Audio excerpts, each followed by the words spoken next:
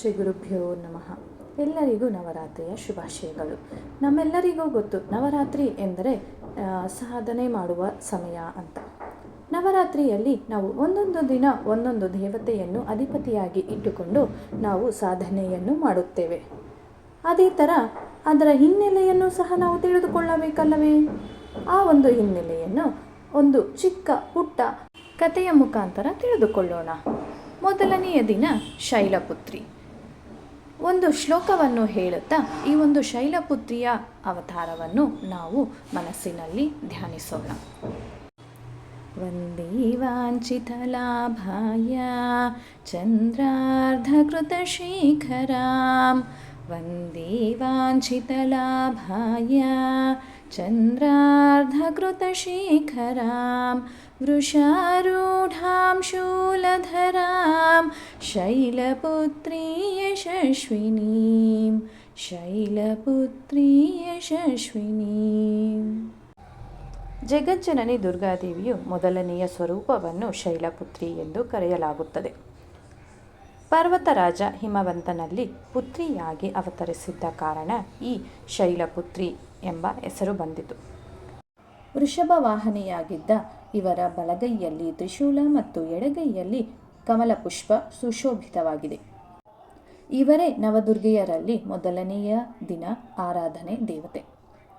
ಇವರ ಹಿಂದಿನ ಜನ್ಮದಲ್ಲಿ ಪ್ರಜಾಪತಿ ದಕ್ಷನ ಮಗಳಾಗಿ ಇವರು ಉತ್ಪನ್ನರಾಗಿದ್ದರು. ಆಗ ಇವರ ಹೆಸರು ಸತಿ ಎಂದಿತ್ತು. ಇವರ ವಿವಾಹವು ಶಂಕರನ ಜೊತೆ ಆಗಿತ್ತು. ಒಮ್ಮೆ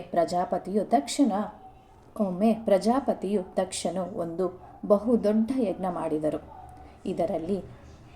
ಇದರಲ್ಲಿ ಅವನು ಎಲ್ಲ ದೇವತೆಗಳಿಗೆ ತಮ್ಮ ಯಜ್ಞ ಭಾಗವನ್ನು ಪಡೆಯಲು ಆಮಂತ್ರಿಸಿದನು. ಆದರೆ ಶಿವನಿಗೆ ಆಮಂತ್ರಿಸಲಿಲ್ಲ. ತನ್ನ ತಂದೆಯು ಒಂದು ವಿಶಾಲ ಯಜ್ಞದ ಅನುಷ್ಠಾನವನ್ನು ಮಾಡುತ್ತಿದ್ದಾನೆ ಎಂದು ಸತಿಯು ಕೇಳಿದಾಗ ಅಲ್ಲಿಗೆ ಹೋಗಲು ಅವಳಿಗೆ ತುಂಬ ಸಂತೋಷವಾಯಿತು. ತನ್ನ ಈ ಬಯಕೆಯನ್ನು ಆಕೆಯು ಶಿವನ ಬಳಿಗೆ ತಿಳಿಸಿದರು. ಎಲ್ಲವನ್ನೂ ವಿಚಾರ ಮಾಡಿ ಕೊನೆಗೆ ಶಿವನು ಹೇಳಿದನು, ಪ್ರಜಾಪತಿ ದಕ್ಷನು ಯಾವುದೋ ಕಾರಣದಿಂದ ನನ್ನಲ್ಲಿ ಕೋಪಗೊಂಡಿದ್ದನು. ತನ್ನ ಯಜ್ಞದಲ್ಲಿ ಅವನು ಎಲ್ಲ ದೇವತೆಗಳಿಗೂ ಆಮಂತ್ರಿಸಿ ಅವರವರ ಭಾಗವನ್ನು ಅರ್ಪಿಸಿದನು. ಆದರೆ ನನ್ನನ್ನು ಉದ್ದೇಶಪೂರ್ವಕವಾಗಿ ಕರೆಯಲಿಲ್ಲ, ಯಾವುದೂ ಸೂಚನೆಯೂ ಕೊಡಲಿಲ್ಲ. ಇಂತಹ ಸ್ಥಿತಿಯಲ್ಲಿ ನೀನು ಅಲ್ಲಿಗೆ ಹೋಗುವುದು ಯಾವುದೇ ಪ್ರಕಾರದಿಂದ ಶ್ರೇಯಸ್ಕರವಲ್ಲ. ಶಂಕರನ ಈ ಮಾತನ್ನು ಕೇಳಿ ಸತಿಗೆ ರುಚಿಸಲಿಲ್ಲ. ತಂದೆಯ ಯಜ್ಞವನ್ನು ನೋಡಲು ಅಲ್ಲಿಗೆ ಹೋಗಿ ತಾಯಿ ತಂಗಿಯರನ್ನು ಭೇಟಿಯಾಗಲು ಅವಳಲ್ಲಿ ಉಂಟಾದ ಉತ್ಸಾಹವು ಕಡಿಮೆಯಾಗಲಿಲ್ಲ.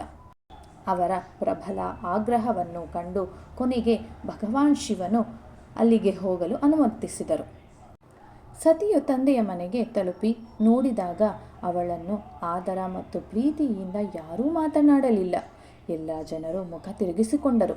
ಕೇವಲ ಅವಳ ತಾಯಿ ಮಾತ್ರ ಪ್ರೀತಿಯಿಂದ ಮಗಳನ್ನು ಅಪ್ಪಿಕೊಂಡರು. ಅಕ್ಕ ತಂಗಿಯರ ಮಾತುಗಳಿಂದ ವ್ಯಂಗ್ಯ ಹಾಸ್ಯ ಭಾವನೆಯೇ ತೋರುತ್ತಿತ್ತು.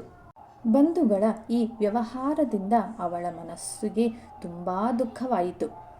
ಅಲ್ಲಿ ಎಲ್ಲೆಡೆಯಲ್ಲಿ ಭಗವಾನ್ ಶಿವನ ಕುರಿತು ತಿರಸ್ಕಾರ ಭಾವನೆ ತುಂಬಿರುವುದನ್ನು ಕಂಡು ಸತಿಗೆ ತುಂಬ ದುಃಖವಾಯಿತು.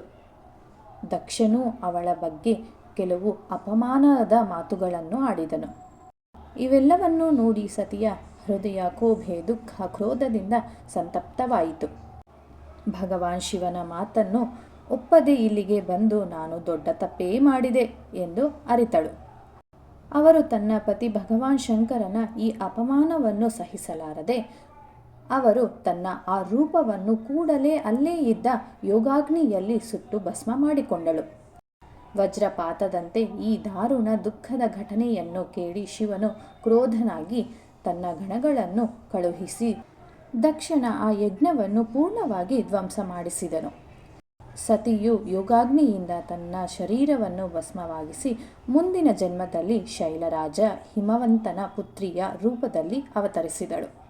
ಆಗ ಅವಳ ಹೆಸರು ಶೈಲಪುತ್ರಿ ಎಂದು ಪ್ರಖ್ಯಾತವಾಯಿತು.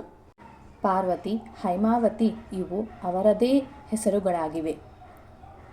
ಉಪನಿಷತ್ತಿನ ಒಂದು ಕಥೆಯಂತೆ ಇವರೇ ಹೈಮಾವತಿ ರೂಪದಿಂದ ದೇವತೆಗಳಿಗೆ ಗರ್ವವನ್ನು ಕಳೆದಿದ್ದಳು ಎಂದು ಪ್ರಖ್ಯಾತವಾಗಿದೆ. ಶೈಲಪುತ್ರಿ ದೇವಿಯ ವಿವಾಹವು ಶಿವನೊಡನೆಯೇ ನಡೆಯಿತು. ಹಿಂದಿನ ಜನ್ಮದಂತೆಯೇ ಈ ಜನ್ಮದಲ್ಲಿಯೂ ಇವಳು ಶಿವನ ಅರ್ಧಾಂಗಿಯಾದಳು. ನವದುರ್ಗೆಯರಲ್ಲಿ ಪ್ರಥಮ ಶೈಲಪುತ್ರಿ ದುರ್ಗೆಯ ಮಹತ್ವ ಮತ್ತು ಶಕ್ತಿಗಳು ಅನಂತವಾಗಿವೆ. ನವರಾತ್ರಿಯ ಮೊದಲನೆಯ ದಿನದ ಪೂಜೆಯಲ್ಲಿ ಇವರ ಪೂಜೆ ಉಪಾಸನೆ ಮಾಡಲಾಗುತ್ತದೆ. ಈ ಮೊದಲನೆಯ ದಿನದ ಉಪಾಸನೆಯಲ್ಲಿ ಯೋಗಿಗಳು ತಮ್ಮ ಮನಸ್ಸನ್ನು ಮೂಲಾಧಾರ ಚಕ್ರದಲ್ಲಿ ನೆಲೆಗೊಳಿಸುತ್ತಾರೆ. ಇಲ್ಲಿಂದಲೇ ಅವರ ಯೋಗ ಸಾಧನೆಯು ಪ್ರಾರಂಭವಾಗುತ್ತದೆ. ಇಲ್ಲಿಯವರೆಗೆ ನಾವು ಶೈಲಪುತ್ರಿ ಎಂಬುವ ಅವತಾರದ ಹಿನ್ನೆಲೆಯನ್ನು ತಿಳಿದುಕೊಂಡೆವು. ಮುಂದಿನ ಭಾಗದಲ್ಲಿ ಬ್ರಹ್ಮಚಾರಿಣಿ ಎಂಬುವ 2ನೇ ದಿನದ ಉಪಾಸನೆಯ ದೇವತೆಯ ಬಗ್ಗೆ ನಾವು ತಿಳಿದುಕೊಳ್ಳೋಣ. ಶ್ರೀ ಗುರುಭ್ಯೋ ನಮಃ.